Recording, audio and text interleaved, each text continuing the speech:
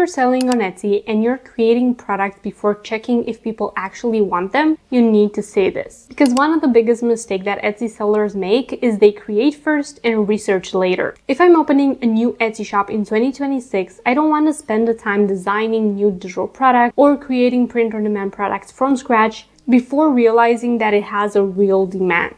And this is exactly why I'm using EverBee. If you don't know EverBee, it is a keyword research tool and much more than that for Etsy sellers that tells you all the bestsellers, keywords they're using, how many sales they've made, how long the listing was posted, and basically shows you everything that bestsellers are doing really well so you can copy them and find out exactly which products new customers want. And if you've been wanting to try EverBee for a while now but haven't, they're having a huge offer right now called Christmas in July. And you might want to check it out at the link in the description so you can get a really good discount. Okay, so if you're starting an Etsy shop in 2026, start with the niche and not the product. The first thing is, I don't want to ask what random product should I make. You can start with the niche. So start researching products on Etsy in a niche that you understand. You understand the buyer and their intent and their problems and solutions. So maybe for you, that's moms, teachers, kids, digital product buyers, or homeowners. You want a clear audience first, because once you know what the audience is, it is a lot easier to research products that make sense. Next, we're going to go to Etsy and search like a buyer would.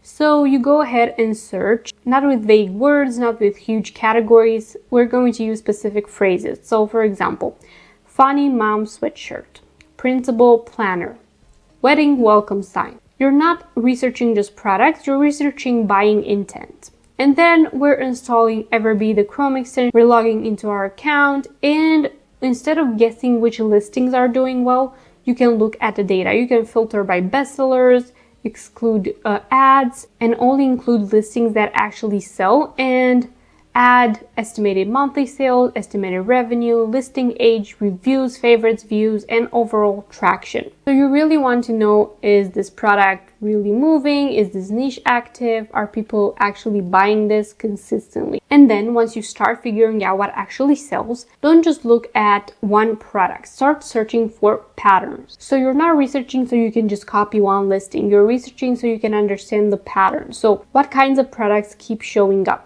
What styles repeat? What kind of wording is common, and what makes people click? Are these personalized? Are they giftable, seasonal, evergreen? Do they use embroidery, for example? Are they engraved if we're talking about jewelry? Start noting down these things.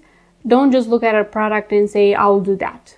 Try look at the niche, understand what people clearly respond to, and start thinking how you would personalize these products to fit your shop and your niche. So whenever you're using EverBee to research something, to search something on Etsy, make sure to use the filters as well, because it is much easier when you can get the noise out. So you can focus on listings that are clearly showing demand and avoid wasting time on things that only look good on the surface. Now, after you've got your products with EverBee, you're sure what you want to create, you still need to validate the keywords. So before you start creating that listing, make sure to go to EverBee's keyword research tool. So you can write a few keywords, and then EverBee will tell you exact phrases that people are using, how strong the search opportunity looks, so the competition score, and whether there is room for you to enter that niche in a smarter way. This matters a lot because Etsy is a search-driven platform. So this is exactly what will get your listings in search and being bought by multiple customers or multiple times. So look at the product opportunity and the keyword opportunity as well. And then whenever you picked a niche and whenever you picked a type of product, think about this. Can you bring something original to the products that are already on the platform? Can you think of creating something better, smarter, and maybe give it at even a lower price or at the same price but with a better quality? Basically, can you create these products in your own style, in your own niche, so you can create a brand around your Etsy shop and not just random products? So if you want to know exactly what's selling on Etsy before you start your shop in 2026, start like this.